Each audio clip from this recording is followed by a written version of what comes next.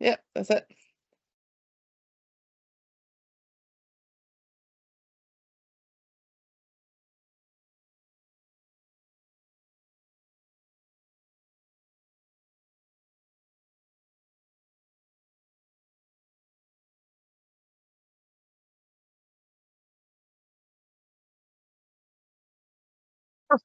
Hello, welcome to the James Gillespie's High School Parent Council meeting. My name is Liz Hilton. I'm the co-chair of the Parent Council. Thank you all very much for attending. Tonight's agenda, I'm going to do a brief update on Parent Council activities. I've got quite a few other things to get through, so keep it as brief as possible.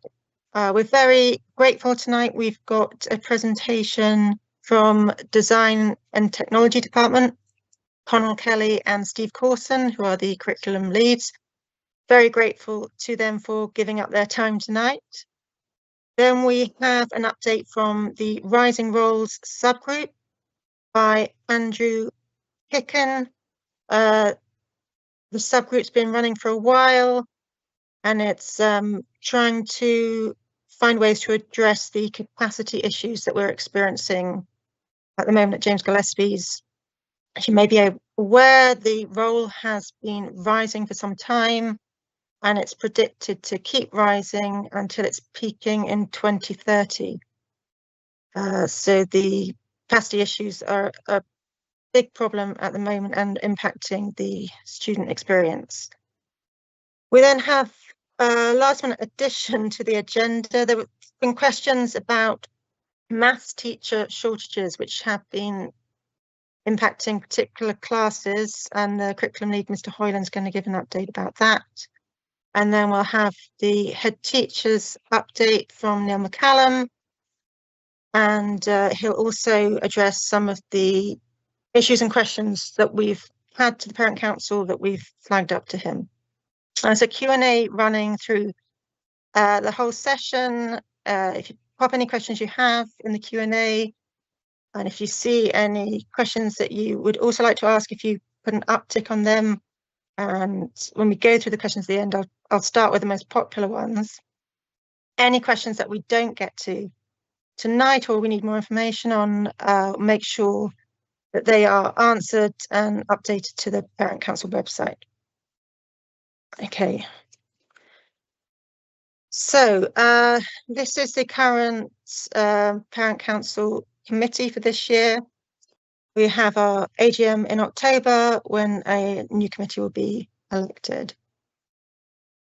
So what the Parent Council do, we provide a conduit for parents and carers to connect with the school, we provide feedback to the school, coordinate with other parent councils across the city. Most schools are experiencing quite similar issues and problems. We also input to city council education committees and fundraise for school projects. We have 6 meetings a year, 3 online and 3 in person. We have a website which has a lot of information on it, including minutes from our in-person meetings and recordings of our online meetings. We are attempting to record this meeting tonight, but this is the first time that I'm involved and the meeting producer is involved, so there may be some technical issues, but that's the plan, to record this meeting. So here are some recent issues that have been raised to the Parent Council, and the head teacher has been asked to comment on all these issues in his update. We would love for more people to get involved with the Parent Council, either by letting us know about the issues that are important to you or joining the Parent Council.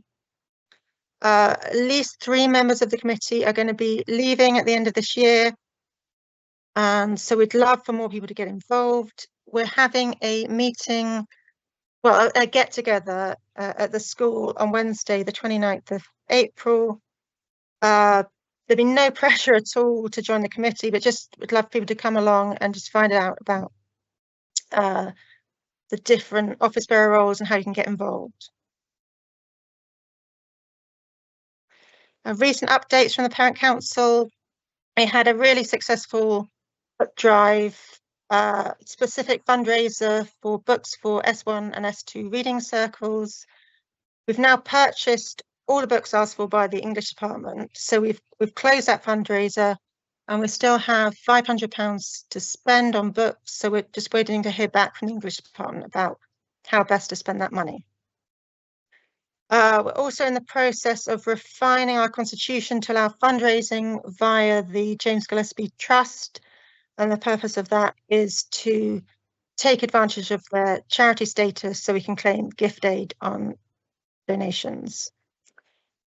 We also, in response to an Edinburgh Council school toilet survey, which they were carrying out regarding recent changes to single-sex and unisex toilet provision at the school, they asked for Parent Council feedback, and to ensure we could accurately convey parents' opinions, we conducted our own survey which parents could fill in, and we used that as the basis of our feedback to the council. Here are the finances for the Parent Council. We actually have over £9,000 available, which is quite a lot for us. The Small Sums Fund is always available for teachers to apply to, and I would encourage teachers to apply for that, because I understand that there have been sort of reduced applications recently, which is why we have quite a bit of money available. The next meeting of the Parent Council will be on Wednesday, the 13th of June in the school library at 7 o'clock. And now I'm going to hand over to the Design and Technology Department. Thank you. We're going to apologise as well for our technical difficulties. I don't think I've shared anything on Teams for about 6 years in this way.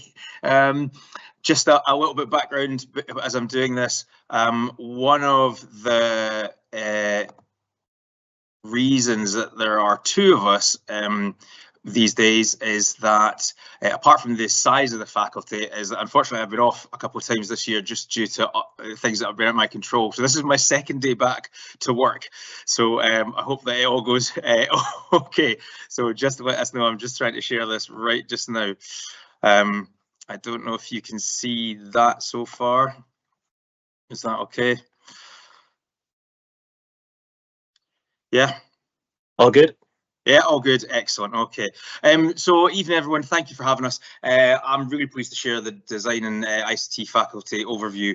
My name's Steve Corson. I've been in post at Gillespie's since 2005, which feels like a lifetime ago.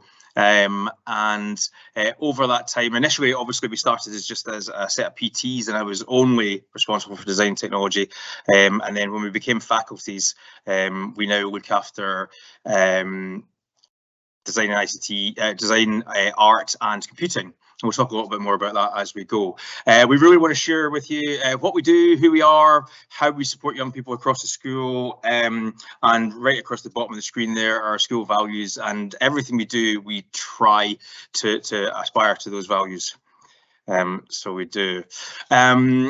This slide gives you a sense of the size and breadth of the team in design technology. We've got a strong, experienced staff with colleagues covering everything from practical woodworking to engineering. Predominantly, most staff on that list in design technology teach more than one subject area. Art and design is also a large, vibrant team, and computing science continues to grow. Though, like many of the schools in Edinburgh and Scotland, we're still working to fill a vacancy in computing. And altogether, it's a really diverse faculty with a wide range of expertise. Just for example, Alan Francis is a mechanical engineer to trade, as is Esme Anderson. Ewan Colburn's background is architecture, as is mine. Okay. We're fortunate to have a good spread of specialist spaces across the Malala and Darragh buildings. DT has 2 workshops, 2 classrooms, plus access to shared areas, which are used pretty constantly. Computing has 3 dedicated suites, and arts has 5 classrooms. As you mentioned, though, however, with the rising enrolment and increased uptake in our senior courses, we're pretty much at capacity now. We've done everything we can over the last few years to use almost every space available. We've rotated classes, we've done everything that's humanly possible, and we're pretty much, I think, as far as we can go. The school and the local authority are sort of obviously looking at how we increase that by trying to find a new computing space and new workshop space. Recruitment and computing also remains a big priority, much like the maths stuff. Our approach to learning and teaching, we hope, is consistent across the faculty. Connell's worked really hard this year in trying to pull that all together. We want every learner to be engaged, supported, and clear about what they're learning, not just about what they're doing. We try to focus on success criteria, effective feedback, and a shared understanding of what good work looks like. Staff regularly share best practice, whether that's at a faculty meeting or at departmental meetings. Professional learning is a big part of how we keep improving. I'm sure you've seen something similar to this from the other faculties as you've seen them.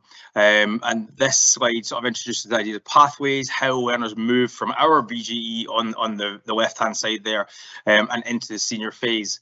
I suppose our aim is to try to make sure every young person can see a route that suits their interests and their strengths and their ambitions. And obviously some of these things there's bigger uptake than others, and some years things run and some other years things don't, just depending on staffing and rooming. We try where we can to more or less stick with this model as much as is humanly possible. In the BGE, pupils experience all 3 areas of the faculty: design, technology, computing science, art and design. And by the end of S2, almost all learners have achieved level 3 outcomes, with some working within level 4, which hopefully shows strong progress and a solid foundation for moving into S3 and beyond. Really, our focus for S1 is about upskilling and enjoyment. We kind of rather hope that by the time our students hit S2 that actually they feel comfortable, they feel capable, and actually there are things that they're really enjoying and they know they want to continue with. Depending how coursing works at the end of S2, obviously that can be slightly tricky when we're going from so many subject areas down to so few. But we do have a lot of students that come through with us, and often more than one subject. We've been doing a lot of work to make levels clearer and more meaningful for pupils. We're trying across all the subject areas to have classes using self-assessment strategies, teachers providing regular feedback, and particularly around sort of reporting time, so that when that goes home, students are up to date and understand what's going to be seen in that report. We very regularly across the faculty use exemplars to show what good work looks like. Teacher moderation across classes helps us stay consistent. And here you can see a levels wall up in art. And that's there to sort of inspire pupils and make progress visible. And that's something we're kind of hoping to try and sort of work around the entire faculty. And refer to kind of fairly regularly as we do things. One of our next steps is improving how we communicate learning with parents and carers through reporting. We're developing a SharePoint space for staff that will show what levels look like, share documentation and support early intervention. At some point we would like to be able to share that further, but it's quite a lot of work and it's quite a lot to try and get it into sort of a parent and pupil friendly kind of way rather than very educationally based. So it's early days on that one, but that's sort of our plan. And obviously we need to try and tie that all in with the sort of school plan and where reporting comes in and that kind of thing. Moving into senior phase, pupils have a wide range of options across the faculty. We aim to offer pathways that support academic and practical progression, ensuring learners have a route that suits them.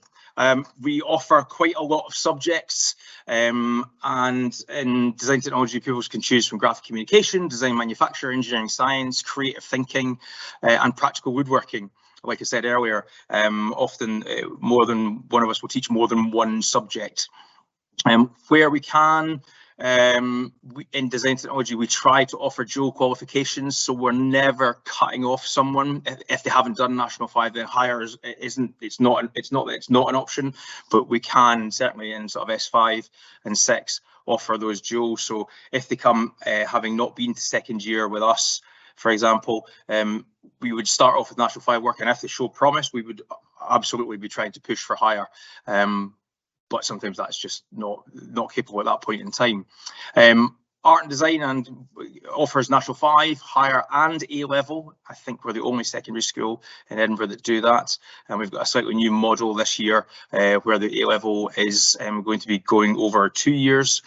So we get sort of a better amount of time to actually do work. Computing science offers National 5 through to advanced higher with a huge uptake. Hopefully the breadth allows people to specialise and build real depth in their chosen area.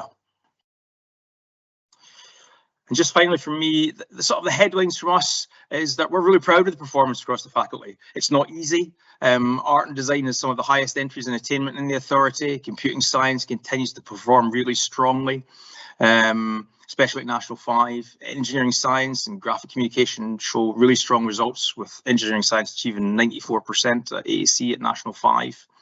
The outcomes definitely reflect the hard work of the pupils and the staff and the strength of the curriculum. It's not easy, and at this time of year, not long before holidays, we're pretty tired.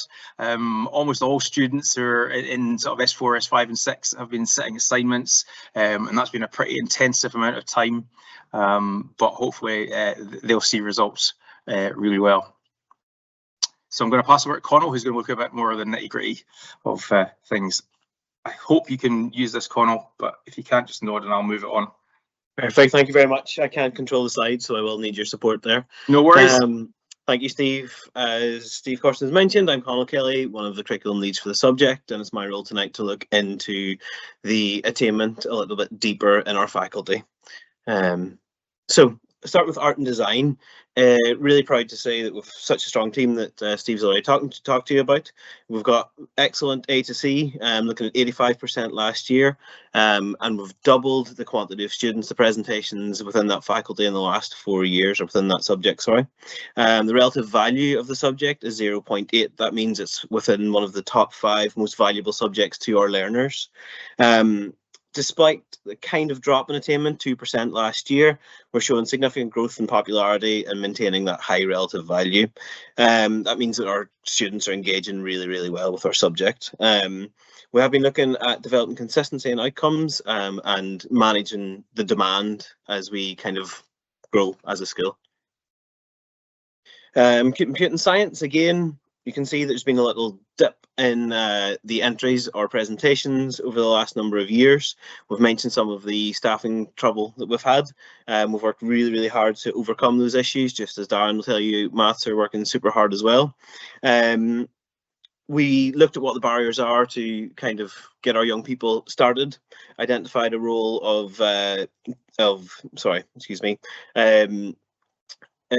sorry, I've completely forgotten Jamie's role now, even though I'd written the description, Steve. ICT. It is teacher of digital literacy, apologies.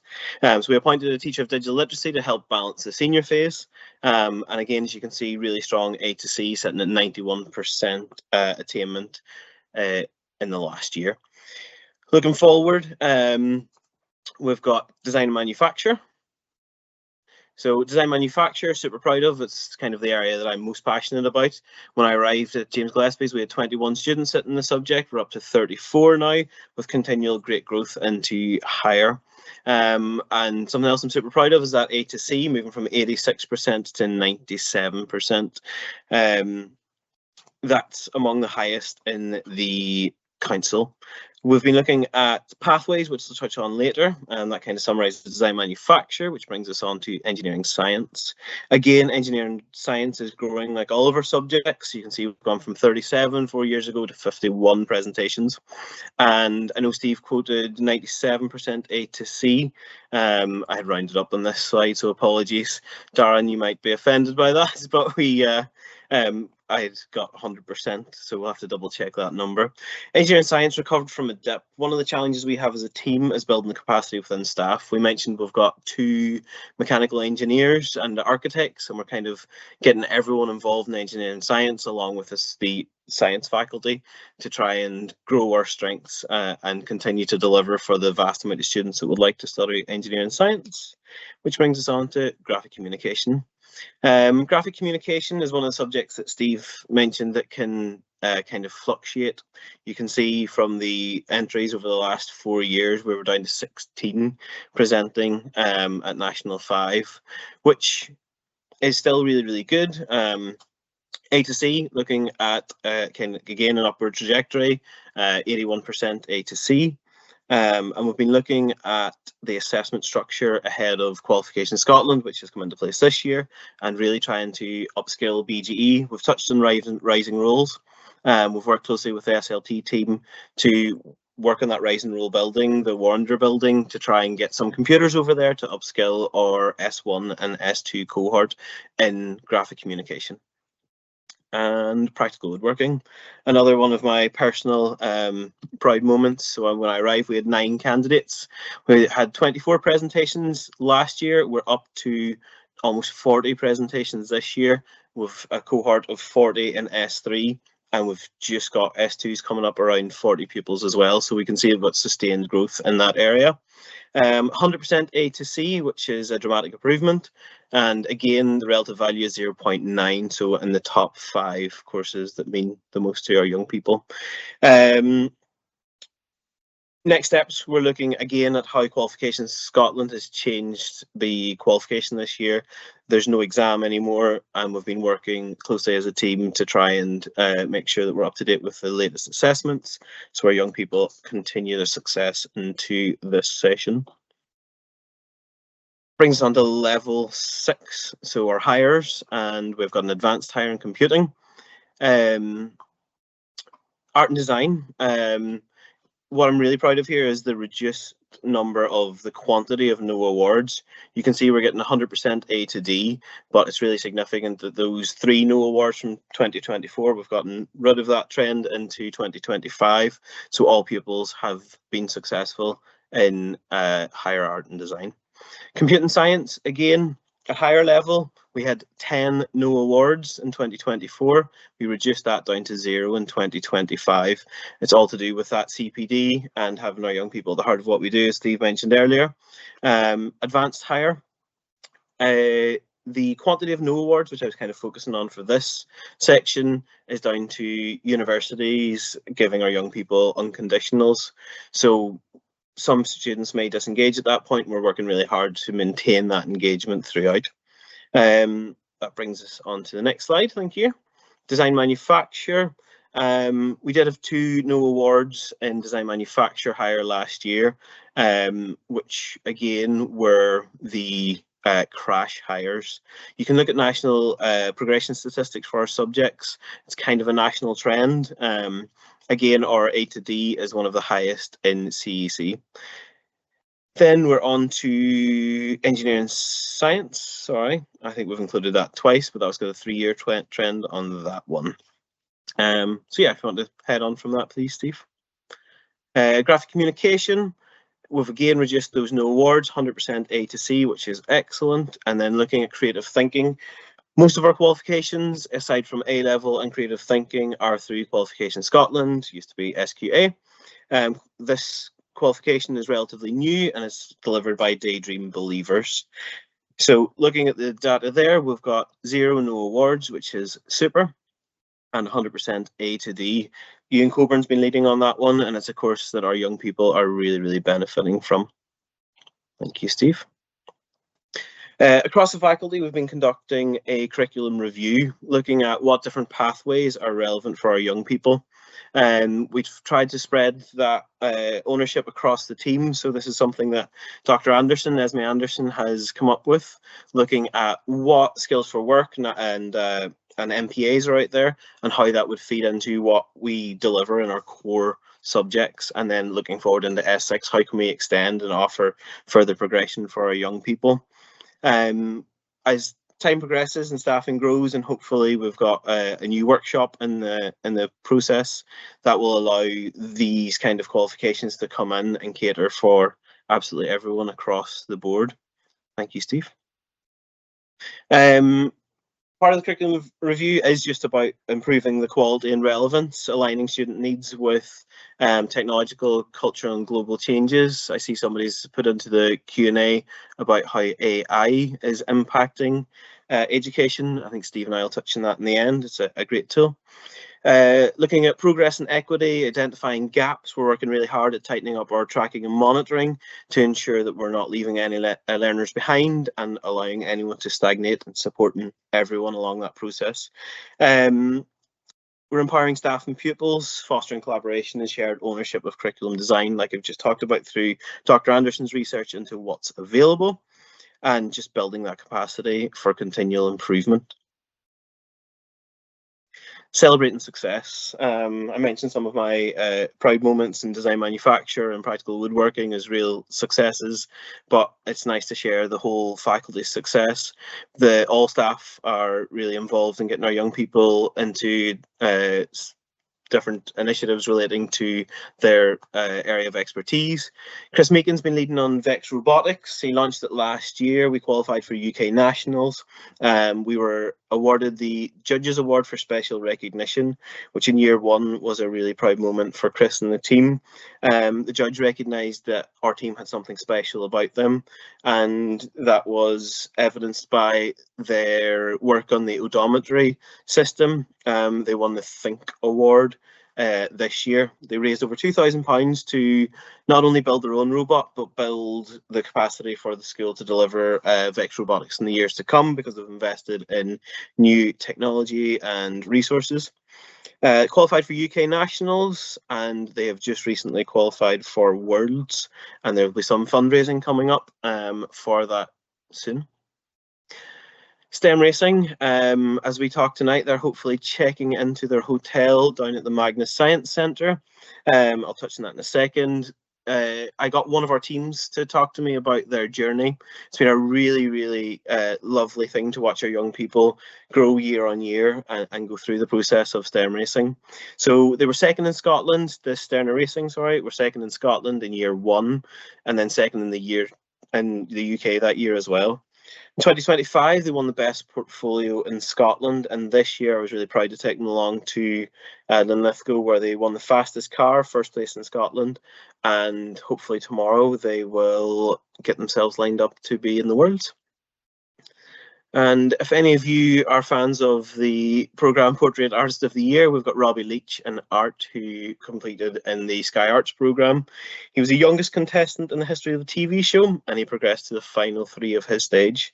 There's so many things to celebrate in our department. Steve and I are very proud of the young people that come through it and the teams that we build. I think if there's any other questions, let's try and get them into the questions and answer section. And Steve, would you like to kick off on AI? I can't even see the questions. Told you this was going to be bad. It's disappeared from me as well. What are Connell and Steve's views on the potential impact of AI on the design and ICT teaching and learning? I think so far we've more or less been instructed it's not to be used, but I think that both of us quite regularly use AI to support us as a tool in terms, whether that's helping young people put together revision notes for themselves, but it's about using it as a tool to help them, not about using it as a tool to bypass something, and that's been really important for us. And sometimes I think that it can work really well because they can ask it a question in a way that they understand that perhaps, you know, it's not in my head to be able to answer in the way that they really need, and it gives a bit of quiet time to do it themselves. So that's actually really worked really very well. And I know that we've used it in the past to sort of try to help us focus ourselves a little bit in particular areas. Yeah. Neil, did you have anything you wanted to add about that?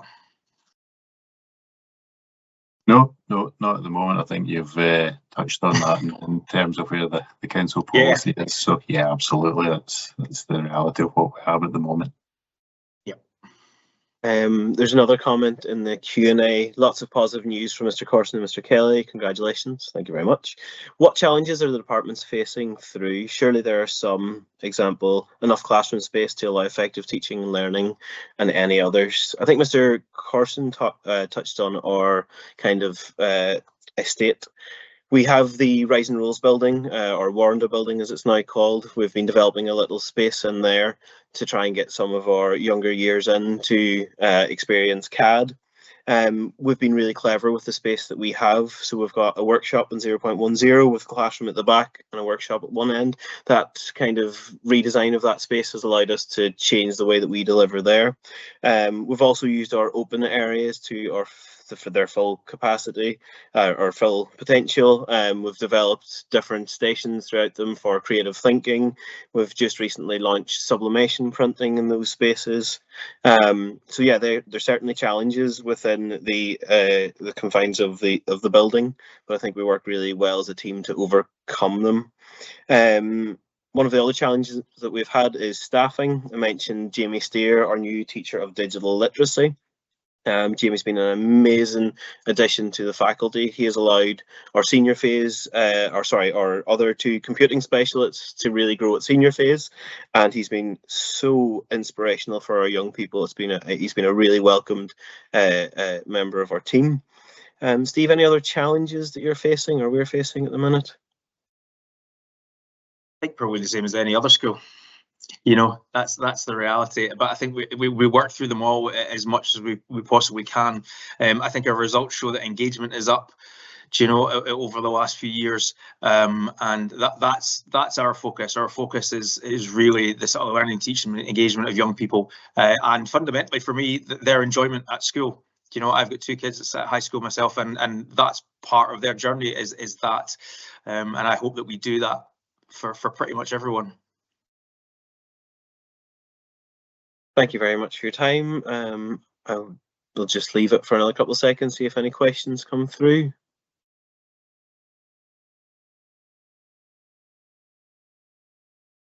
Thank you very much for listening to us this evening. Please reach out if there's anything else.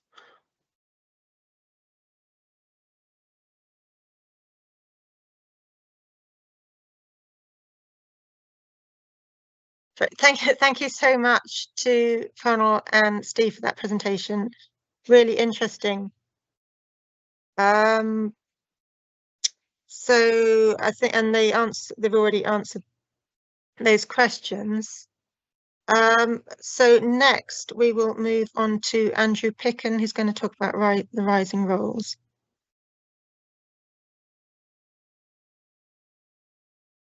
Hi there, can you hear me okay? Yep, okay, grand. Sorry, Kirsten, are you sharing the document or am I doing that?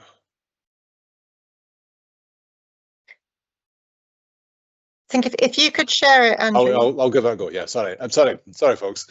So my name's Andrew. I'm here on behalf of the Rising Roles Group, which is taking on the issue of overcrowding at the school. Not a new issue, one that the Parent Council has done some great work on in recent years, and we're just trying to give it some sort of fresh impetus. And one of the ways to do that is sort of gathering new information, which hopefully I'm about to share it with you. Okay, can someone give me the thumbs up if you can see that? Excellent, right, okay. Sorry, it's a sea of information in front of you, but I will explain it as best I can. So the council has something called frequency of use rate, which it uses to work out essentially how busy the teaching spaces should be in the schools, and they're aiming for a frequency of use rate of around sort of 70% at the moment for schools. We can see on the right, as you look at it, the frequency of use rate for Gillespie's is sitting at 74%, or at least it was at the start of the term. And that 74% figure was basically what the councils were using last year when they were looking at the issue of rising rolls. The rest of the information on this document came from a freedom of information request that the group did, because we were basically keen to sort of drill down into that number, and that's what the rest of the page in front of you is telling us. So if we stick with that sort of column, the frequency of use column, you can see that the main building is sitting at 90% and Darroch at 59%. And as you'll all know, the main building is where the majority of the pupils are spending their time. So 90% full on any given day. And then if we sort of scroll down, you can see the different percentages for the different parts of the school. So it does vary. And yeah, we can obviously see the impact. Science is probably a good example of where things are stretched, as well as what we heard in terms of the previous presentation. So this is just one of the things that the Rise and Roll group is doing.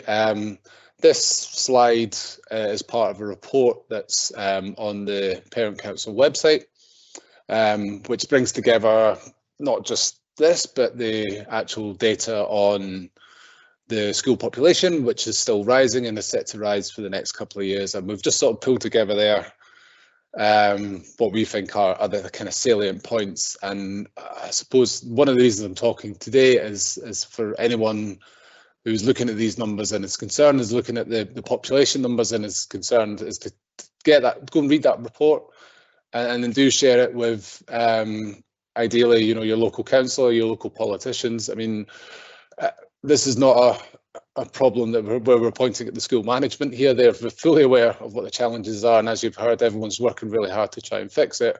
What we really need is the council to give us extra space, and it's not permanent space, it's temporary space, because this population challenge is just for the next 4 or 5 years or so.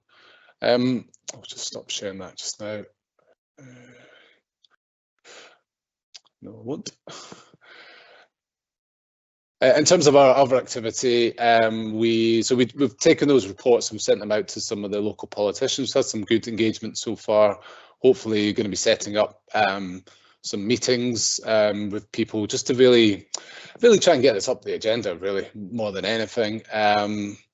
And just yesterday or today, we, in conjunction with the pupil voice group in the school, which is the sort of pupil assembly as such, we've put a survey out to all the pupils in school, just trying to gauge what impact the rising rolls has on them. Obviously, we as grown-ups, I suppose, can have a good idea, but no one's really sort of asked them. So we're hoping to get some positives, some results from that. So if anyone on the call has a young person in their life, please mention it to them, get them to fill in the survey. Yeah, and beyond that, we're just sort of looking for more people to get involved, and any sort of ideas, I suppose, in terms of getting this further up the council's agenda, but also in terms of I suppose ideas for creating more space, using temporary space and the like. I can't actually see the Q&A, so if there is any questions, do let me know. But that's sort of broadly where we're at.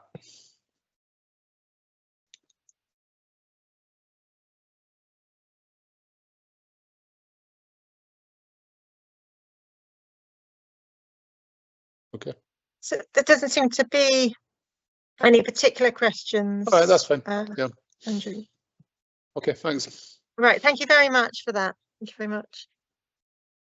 So next we will move on to Mr. Hoyland, who's going to talk about the maths teacher shortages. Thank you very much. Evening, everyone, and thank you for giving me time to speak about this today. Neil shared with me that the Parent Council had put a question to him about this, just following on from February's meeting, and I thought it would be worth me coming on because Neil can share with you what we're doing, but I thought if there was any questions, might be easier for me to answer them. So just to give a quick background, after Christmas, unfortunately, Miss Smart didn't return. This was unexpected. She had to have an operation, which she doesn't mind me sharing. So we were essentially down a teacher when we came back in January. We were attempting to secure some supply maths teacher to help out in that period, but unfortunately we haven't been able to get anyone. So what we did in the first few weeks, due to seniors doing their prelims, we just rotated the other maths teachers around to cover Miss Smart's timetable, and it got to the point where that was no longer feasible. We had another supply teacher in the school at the time, Dr. Kardar, whose background is chemistry. He covered 1 or 2 classes in the department, and we noticed that he was very forward in terms of wanting to actually teach lessons to the pupils and get around the classes and help the pupils. And so we spoke to him about maybe doing some more in maths, and that led us to where we're at now. So Dr. Kardar has a timetable of 6 classes. So there are 6 classes that have been affected by this shortage. For 3 of those classes, I would classify him as the main teacher. So he's teaching that class most often. The other 3 classes are less impacted, and they still have a maths teacher as their main teacher. We had numerous discussions in the department and also between myself, Neil, and Deirdre O'Brien about possible solutions, and we came up with this as our best solution available at the time. We've continued to look for maths supply, but again, a bit like the issues that Steve and Connell were talking about, it's just one of these shortage areas at the moment, so we were unable to secure supply. So a bit of positive news. Miss Smart has been in touch this week, and she is going to start back with us next week. She's on a phased return while she still recovers from her operation. But what we've managed to do is align her phased return so that she is teaching the 3 classes that have been mainly affected. Dr. Kardar will remain with us next week so that he can help ensure a smooth transition. So although I would be able to share all relevant information with Miss Smart, we will have him around as well, so he can talk more about individual pupils with Miss Smart, so she knows where the classes are at. So in terms of the learning and teaching that these classes have been experiencing, there are 2 S2 classes.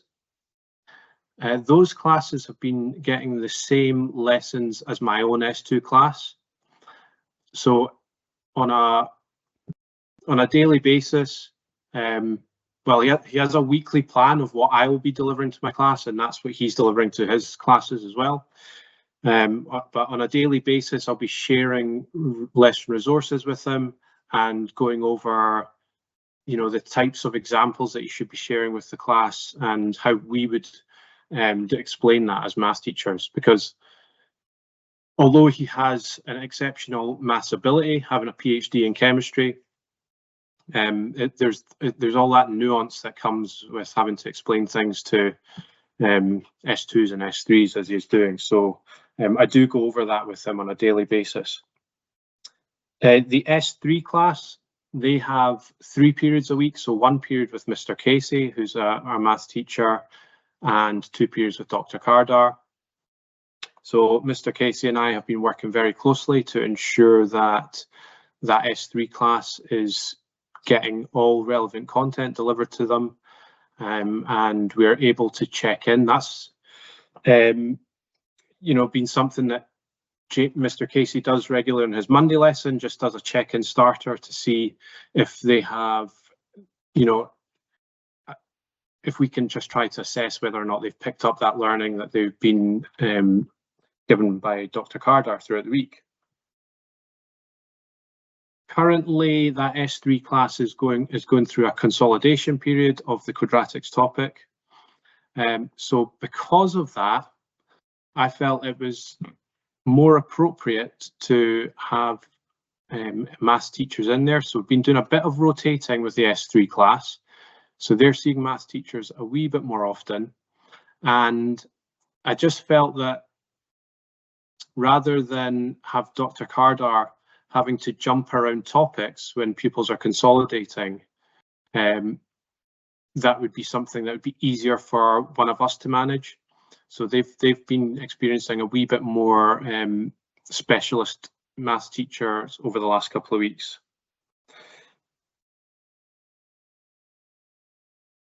So yeah, I think that sort of rounds up the main things I want to say about the learning and teaching that these classes have experienced, but I'm sure there may be questions and I can go into more detail if required. So looking ahead,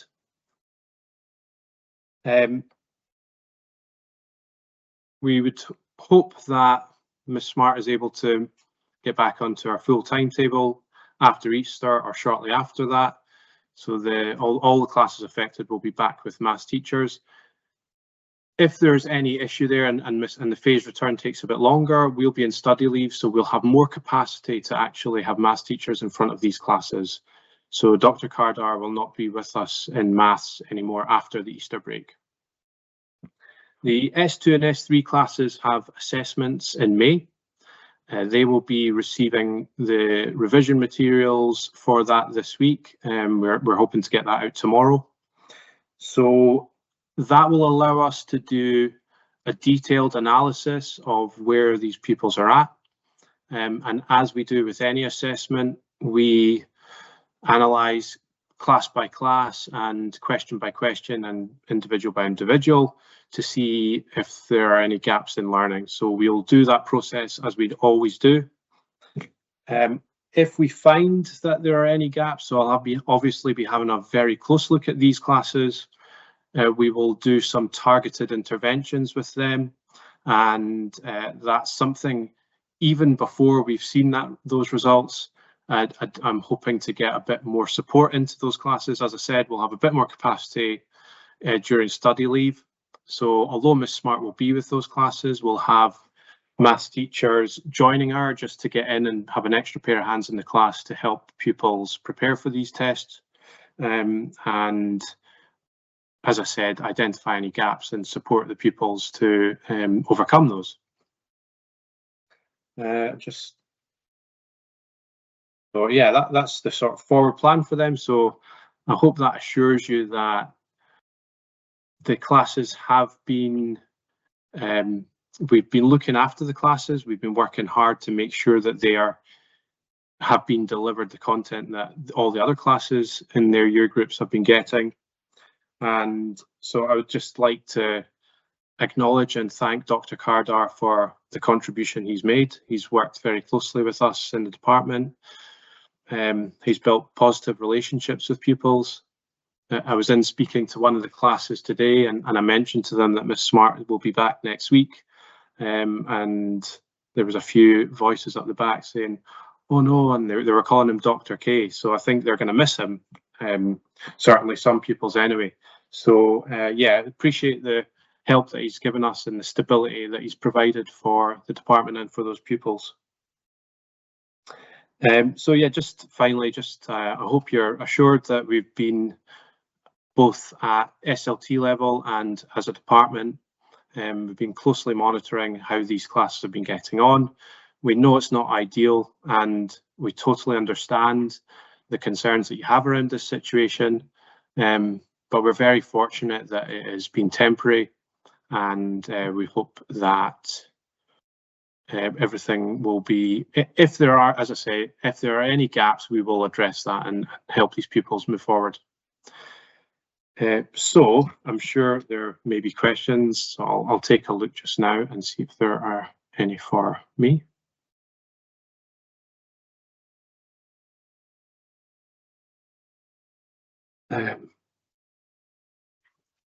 think there's one question, but it's not well, more of a statement. Many thanks, Mr. Hoyland, to you and your colleagues for trying so hard in these difficult circumstances. The sooner maths is being taught to our S2 child by a fully qualified maths teacher, obviously, the better.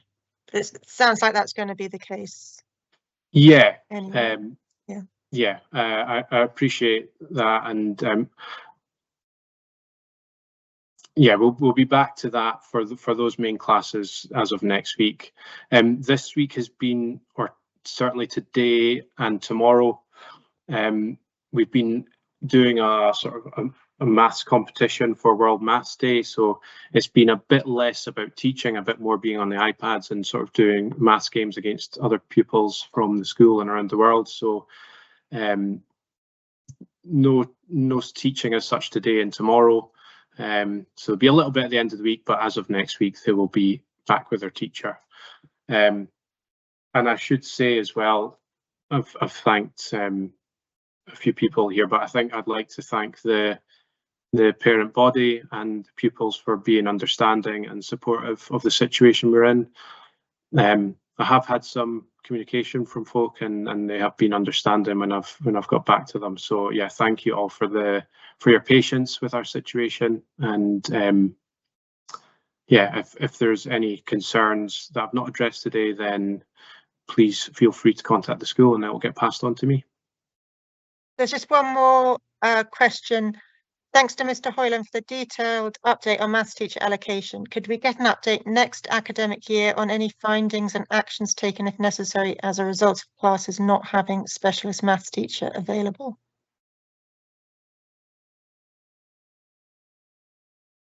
So if this is about the pupils who have been affected by this, I think we would be looking to address that if there are any issues sort of more immediately than waiting till next academic year. So I think that's what the question is sort of suggesting here. So as I say, once Miss Smart is in there, she will start to get an idea very quickly of any individuals who are behind where we'd expect them to be. So immediately when we come back from the Easter break, we will target support to those individuals.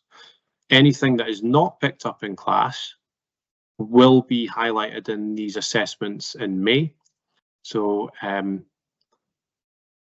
S2s is early May and S3s is middle of May. So by the end of May, we'll have really, really good data about who these pupils are. And then if that is moving into the June timetable, any of that information will be shared with these pupils' new teachers if they have a new teacher. So that will all be taken into account moving forward, and I hope that assures you regarding that.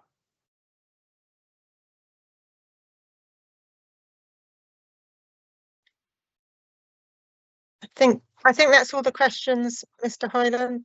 Thank you very much for a very detailed update there. So next, moving on to the head teachers update from Neil McCallum. Evening, everybody, and thanks to Steve Connell and Darren for their inputs and updates this evening. It's very much appreciated. So update from myself tonight on the back of the areas I've been asked to touch on by the Parent Council. Staffing, just one new member of staff Connell mentioned, Mr. Jamie Steer has joined us in the computing department, and he's taking on the digital literacy lead. So he's been a great addition to the team and is working with our broad general education, so S1, 2 and 3 computing classes, and has made a really solid start. So we're delighted to have him on board.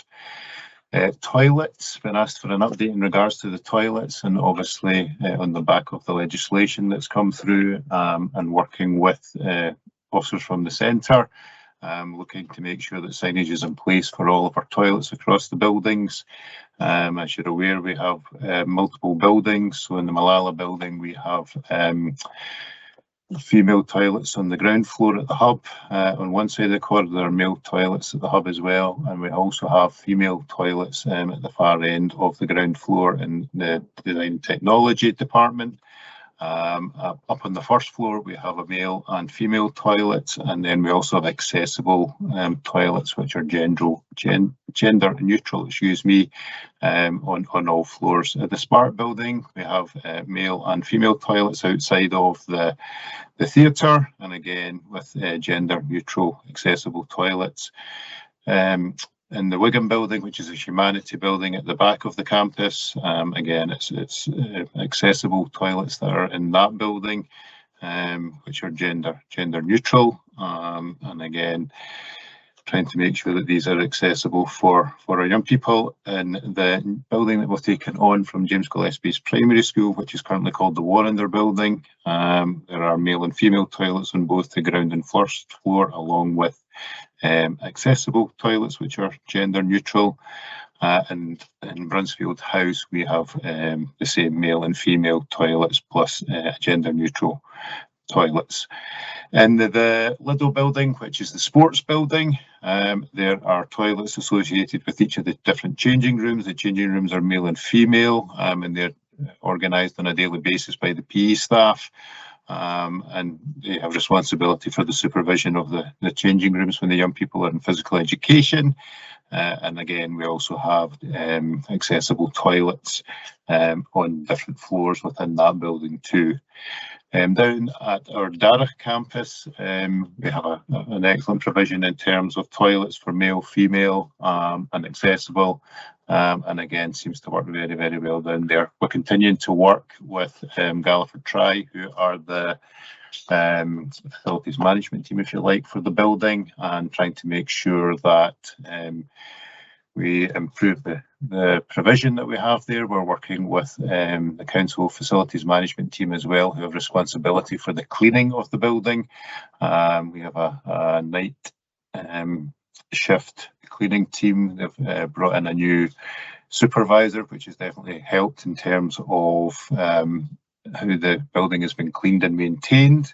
So we'll continue to monitor that and look at that moving forwards.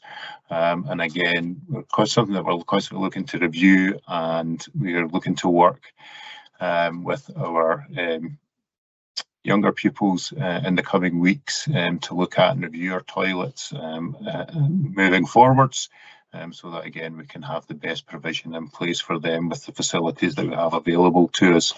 And again, very keen to try and increase our pupil voice and our input of our young people in terms of how we move the school forwards. Lockers. I was asked to touch on lockers. So the process with lockers is that young people, these are offered at the start of the academic year.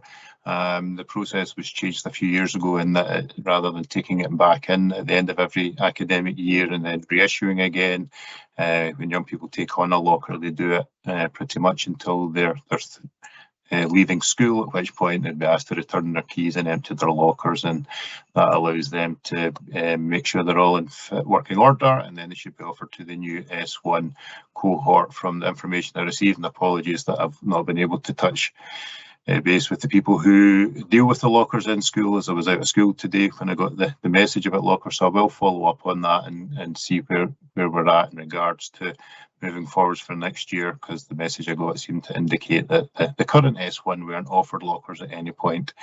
And again, trying to make sure that all the lockers we have are made available.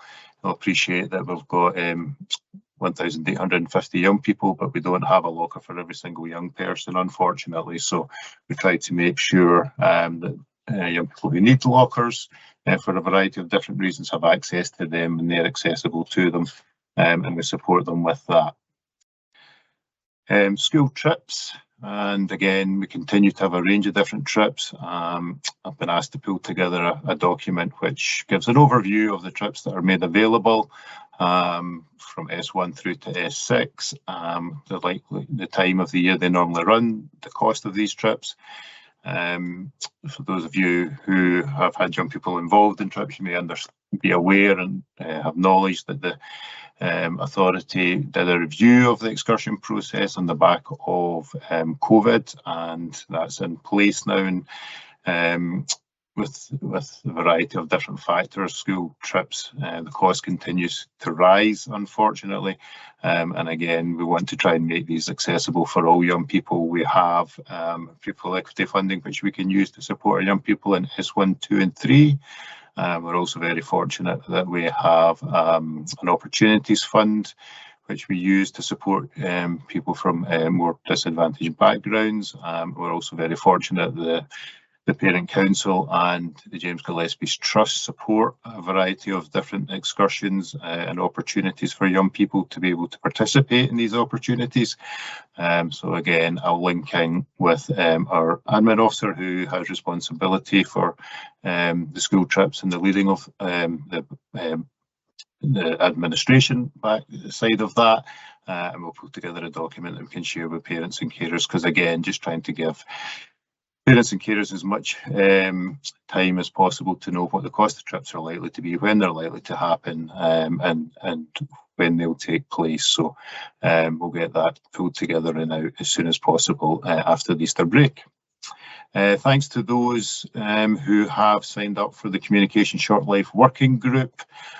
Just pulling that together, having had the feedback from parents and carers who signed up, indicating the different days and times that would be the best to meet. So I'll try and have that meeting as quickly as possible in the first week back after the Easter holiday.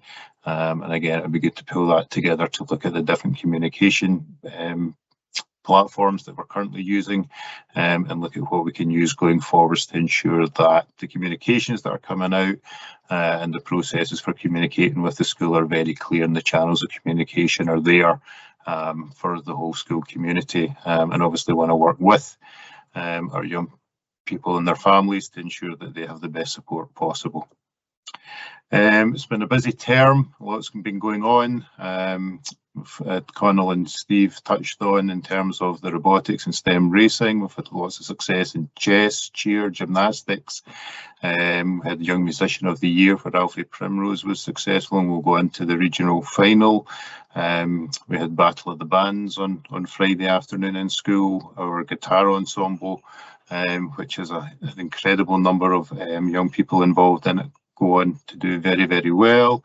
You'll be aware from the updates that the basketball teams have been very successful, and we have a close link there with Boroughmuir Blaze and club there, and so there's a close link there. The final thing from me at the moment is just to flag up, which has been in the Friday update, is in and around about a UCAS information evening that we're holding on the 22nd of June, and again, for any parents and senior phase and thinking about college, university and SAS funding and everything that's involved in terms of a young person going on to higher and further education, we'll be having that evening on the 22nd of June in the school theatre. And that's it from me at the moment. Thank you. Thanks very much, Neil. If we go on to some of the questions in the question and answers, there's been a number of questions around allergies, which is obviously a very serious topic. So one of the questions here, following the government announcement that schools in England must stock allergy pens from September, can you confirm if this will be the case in Scotland, and does JGHS have them? Thank you. Yeah, certainly not had any update recently in Scotland, but we do, any young person that requires an EpiPen, we obviously link with home, and we ask them to provide one so that we have that, and there's appropriate paperwork that we ask parents and carers to complete and submit, and that goes into each young person's folder and file, and the first aid team, the admin team, the support team are very aware of that, and follow up with families where we need that medication to come in.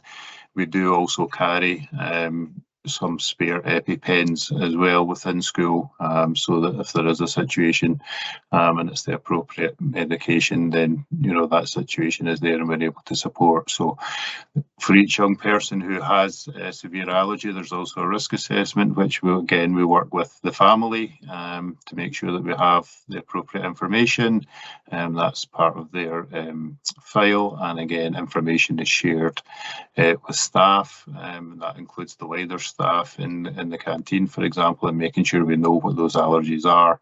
And again, it's just reinforcing with staff in and around about their awareness of allergies and support for young people. We have a database that teaching staff have access to, which gives an overview of all of our young people. And obviously, it's the responsibility of teachers to make sure that they know each of the young people they have a duty of care for and what the supports and requirements that they have when they're with them. So that's all in place, and that's part of our duty of care and how we work with families to make sure that we support and look after our young people. Okay, thank you. I think you've covered a lot of the other allergy questions as well, which are around sort of staff training. What is the training? So in terms of staff training, the City of Edinburgh Council offer staff training and around allergies and asthma training, and that's something that staff will undertake if they're involved in excursions, if they're involved in physical extracurricular clubs, for example, the PE staff and the senior leadership team, all of our first aiders will undertake that training. And given the number of our staff who will take excursions, whether that's something that happens during the school day or further, then they need to undertake that training to make sure that they're aware of how to support young people. And as I say, that has to be renewed on a 3-year cycle, and that's provided by the council. Thanks very much. So another sort of more of a statement that's got a lot of upticks. I don't know if you want to comment on this. I'm so sad to hear girls in my daughter's S6 year talk about losing weight for prom. The school should do more to make sure girls know that their body shape and size is of no importance. It is not okay ever to make a judgment about someone else's body or appearance. Yep, couldn't agree more. That's certainly something I can take back and I'll link in with our pupil support team. Certainly, that's absolutely not appropriate, and certainly the impact that can have on young people is quite serious. So yeah, more than happy to take that back if that has been picked up and is happening. I'm sorry to hear that. That's absolutely not what would be the expectation. For me as the head of the school, for young people, it's supposed to be a joyous occasion and a happy time, so we'd want them to enjoy that safely and appropriately. Thank you. So quite an interesting one here. We want our kids to love sport, love music, love dance. Why does everything have to be a competition? Why do we only celebrate the winners? These things should be enjoyed with no care about winning or being the best. Absolutely. The more young people we have that take part in a whole variety of the activities that you've just described is absolutely fantastic. I think we want to celebrate all of our young people as much as we possibly can. I think I'm very fortunate to be the head teacher of a school where we have so many amazing young people. And again, it's just trying to make sure that we celebrate young people who do have success and have obviously put in a lot of hard work to be successful. And again, always asking staff to give me as much information and updates as possible so that I can share a whole wide range of activities that our young people would participate in. So yeah, I understand there's a balance to that, and please, I certainly don't see everything as a competition. It's about young people having the best opportunities to experience a wide range of activities is absolutely key, and that's why we always encourage our young people when they arrive with us for the P7 transition to take part and enjoy as many of the extracurricular activities that are on offer at lunch times after school, and obviously on the weekends as well, because obviously that's part of the social aspect, and that's really, really important. And as I say, there's a whole range of clubs that go on which don't compete in anything, and again, those clubs are just as important. And I think it's obviously trying to find a balance, but again, I think it's young people appreciate when they've worked hard and they've been successful, that they're acknowledged. So that's something maybe we need to have a wee bit more of a look at, about how to be acknowledged more of our young people more often. Thanks. Question about iPads. Thank you to all the people presenting. We have been very careful as a family to manage smartphone use at home. My daughter is now using the school iPad extensively in her room on her own. There is increasing evidence, see campaigns like Close Screens, Open Minds, showing that EdTech via iPads has had a detrimental effect on learning. How can parents and teachers work together on finding the right balance in the short term while working towards the right thing over the long term, which right now looks like getting rid of iPads entirely? Yeah, I think we touched on this at the last parent council meeting in school. There was a big conversation in and around about the iPads, and again, we do want to work with parents and carers, and I think we talked about the need to probably have more sessions to support parents and carers in terms of the iPads, and to share further information. So I'll follow up again in regards to that, and see if we can get that moving forwards in terms of the opportunities for parents and carers who want to know more about the iPads and how we use them in school. And again, we have worked closely with parents and around about the mobile phones and the iPads, and I know Mrs. Stewart has worked closely with the group as well in terms of iPads and do's and don'ts, and how we utilise that in the poster for that. So again, I'll follow up on that and come back to you with more information and around about possible opportunities to engage. Thanks very much. While the school support for basketball is obvious, there is a clear disparity in how football is being managed. What specific steps is the school taking to ensure that football receives the same level of PE staff engagement and formal support as other high-profile sports? So the PE staff are spread across a whole range of different activities. As I touched on, we have an association and a school of basketball with Boroughmuir Blaze. That's been an association that's been there for a number of years now, and obviously that's led to a lot of success for those teams at a national level over recent years. I know a number of the PE staff are involved in both the boys and the girls football, and try to encourage that. I know we have teams that compete throughout the season, and the Edinburgh Leagues and the Scottish Cup as well. Mr. Newell, Mr. Christairs, Mr. Carruthers all involved, I think Mr. Sivright as well. So there's a lot of time committed by the PE staff over and above their teaching commitments as well to support that extracurricular programme.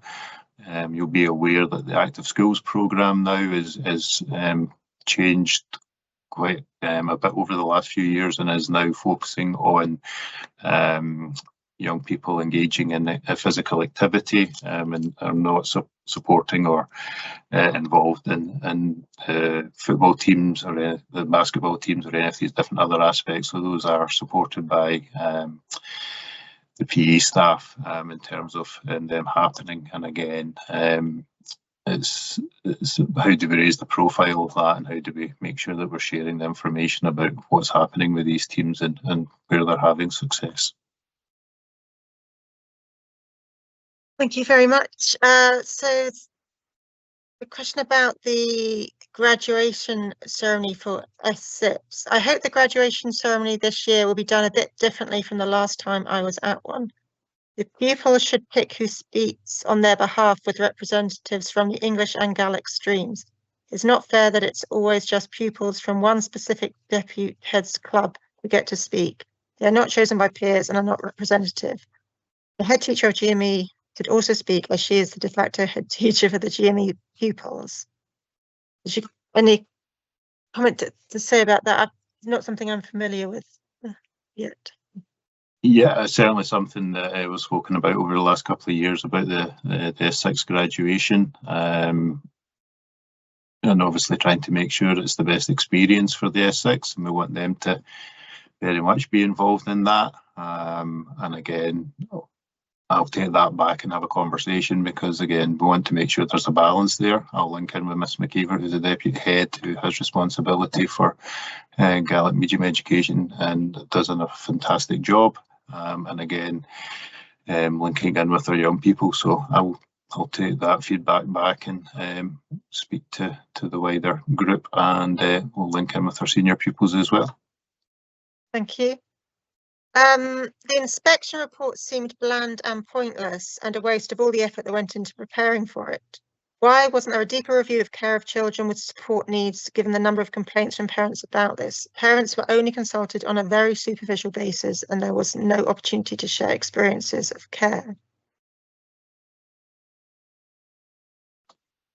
I'm sorry that you feel like that.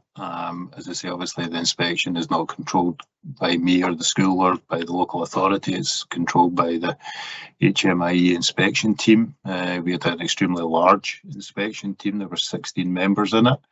That's made up of quite often, our team was made up of head teachers who are now inspectors, who do that throughout the year, as well as the lead inspector and the deputy inspector. There's associate inspectors who are head teachers and deputy head teachers who undertake training with HMIE, and obviously we use How Good Is Our School For, which has the quality indicators and the criteria for that. And so that is all undertaken by them, and obviously they engage with the whole school community, and follow the process that they would follow in every school across the country. And it's very much a lot of time and energy and work went into preparing for the inspection. So in terms of the outcome, that is completely out with the hands of the school and the local authority, and that feedback and the outcome is decided and written by the inspection teams. Yes, they link in with us in terms of that through that process, but as I say, the actual report is written by the inspection team. So I'm sorry you weren't happy with the outcome of that. Thanks for that response. When was the last time the head teacher actually asked senior pupils and school staff if they agree with the current pupil voice system? If inclusion is really important, then why is there no effort to have a proper big group of prefects, like all other schools do, to include everyone who would benefit from a leadership role? It seems there are people in the leadership team who don't like any change. Well, I actually have in my time as head teacher, James Gillespie tried to move forward with prefects, and we didn't have any sufficient uptake, and it's something again on the back of the inspection and looking into our improvement plan for next year is to increase that pupil voice and to increase that pupil leadership, not just within our senior phase but also right across our school. Pupil voice, so that we have a stronger pupil voice from S1 through to S6. We have an incredible cohort of young people who come to us each year and through the transition process and come to us from our 6 primaries and our learning community, as well as from a significant number of other primary schools across the wider authority, and again they have lots of opportunities to be leaders at the end of through primary school, and we'd be keen to try and increase that and improve that, and prefects or leadership roles is something I'm very keen to have a look at and for the pupils to be involved in that process.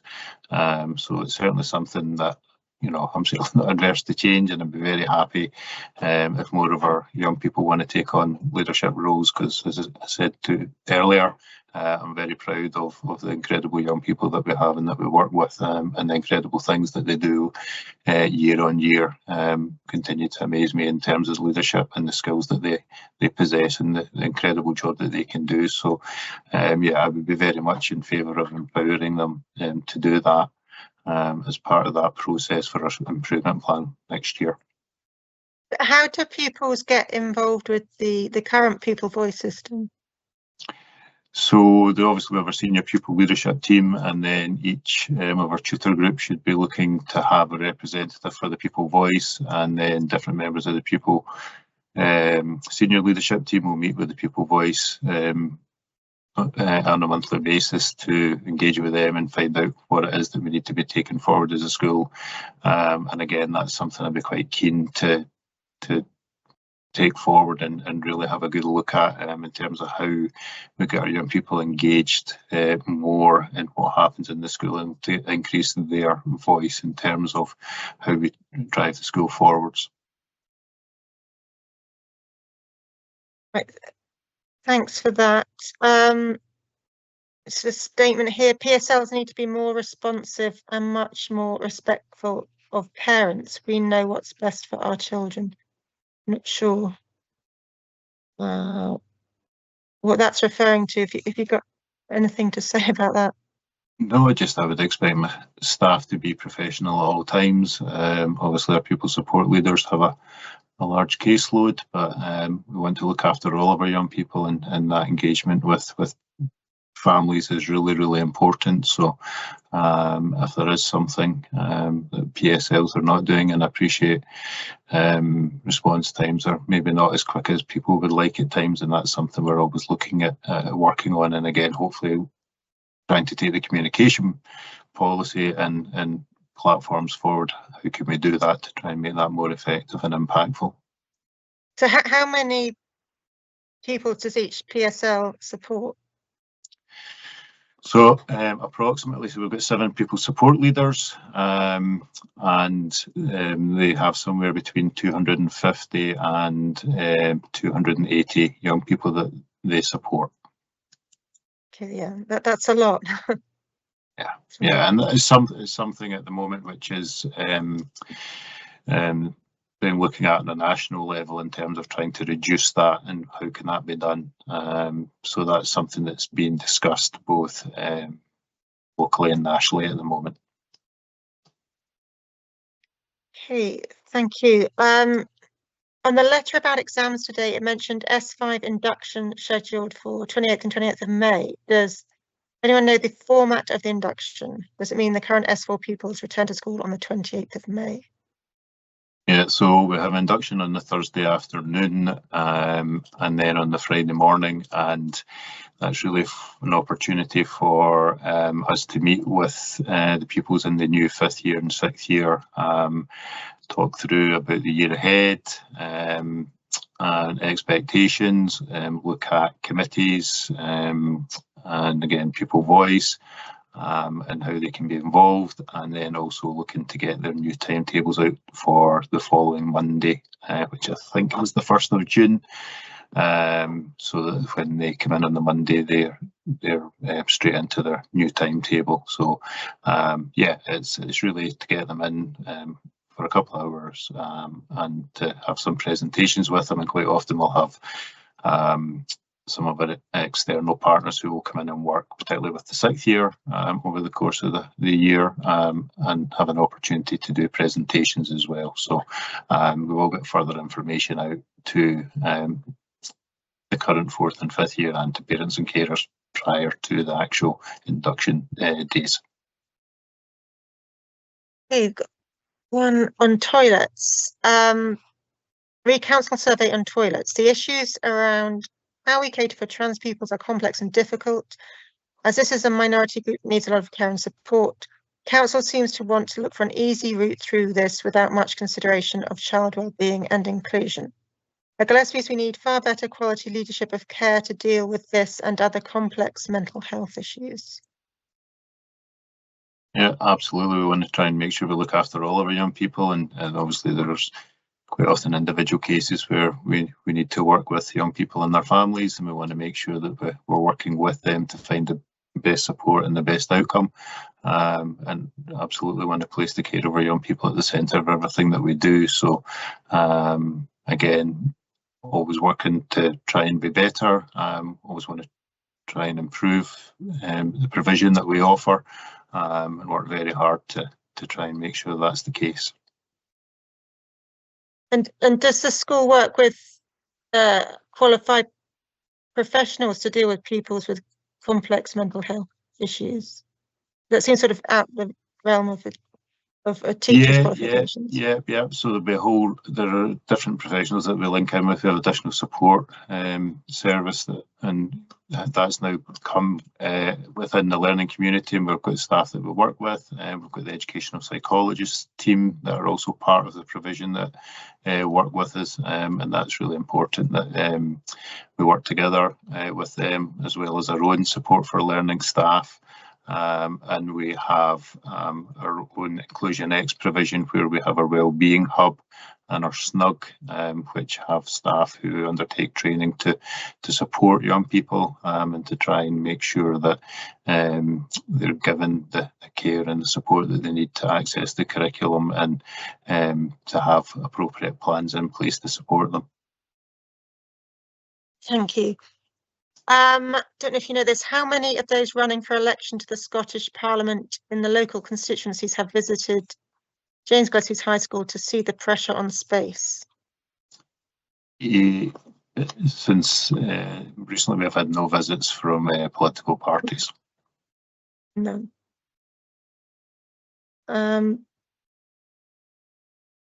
There's another question regarding the inspection. I thought the school would get an excellent inspection rating, especially as class teachers are generally good and most people is well behaved and engaged. Is there an issue at leadership level? I hope not. Obviously work very hard to try and ensure that our school is as good as it can be, and always want it to keep getting better. In terms of the learning and teaching, we've had a real focus in terms of our continuing the professional development of our staff over the last 2 years, and a real focus on learning and teaching. Our in-service days and collegiate activity time. Only one school in Scotland has ever achieved a rating of excellence for learning and teaching. It's something that seems to be very difficult to get when the HMI visit, and obviously something that we're striving to always be better at and be stronger at. Obviously our young people have strong outcomes, particularly through the senior phase and the attainment at the exam diet and the qualifications that our young people gain, and also the number of young people that go into further and higher education and into employment. So positive sustained destinations is very strong as well. So I think we were quite close to being beyond good, but that was the final rating that was decided on. So it's something we're always working on. It's something that we're looking at, and again trying to support staff to make sure that they've got the best toolkit possible in terms of how they deliver and the approaches that they take for the wide range of additional support needs that our young people have, and we want to make sure that we support them in a variety of different contexts across the curriculum as positively as we can. And again, it's the big part of that is about ensuring that our teachers have the skills to be able to do that. Part of what we also look at is looking outwards, looking at other schools who've done well, and where the learning and teaching has been rated as strong. We want to learn from those contexts as well. But it's also about sharing the very good practice that happens with our colleagues in our own school setting, and how we can use that to develop the capacity of our own staff. So yeah, always looking to develop and grow the learning and teaching, and try and make it as strong as possible, along with the other aspects that we'd be looking at. We're just going to fit in one last question as we've reached 8:30. Does the school have an honour roll and/or academic prize giving? If not, why not? Other schools recognise students who have achieved highly.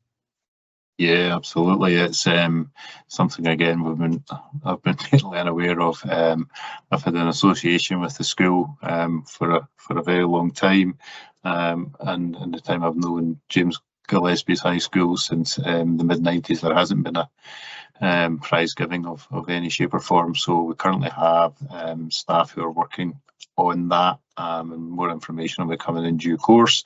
So the Raising Attainment and the kind of wider achievement group have been looking at that and trying to recognise again successes of young people and how they've done both academically and in the wider achievement setting. So it's trying to make sure we have that in place, and it's well received. So I think again, it's trying to recognise the hard work and the attainment and achievement of our young people is really important. So you say there might be something like this in place for 2027? Yeah. Okay, that's interesting. Okay, so it's just after 8:30, so we won't answer any more questions now. I think there's a few outstanding questions we didn't get to, so we'll try and get answers to them and put them up on the Parent Council website. Thank you so much for all the presenters and you, Neil, for your input tonight. I've been told, I think I'll put up that the next Parent Council meeting is on Wednesday, the 13th of June. That doesn't actually exist as a date. So the date will be finalised and communicated to parents in the next few months for the next meeting.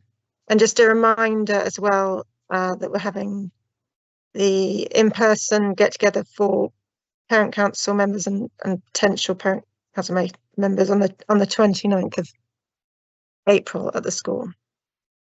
Okay, so thanks everyone for coming, and see you at the next Parent Council meeting. Thank you.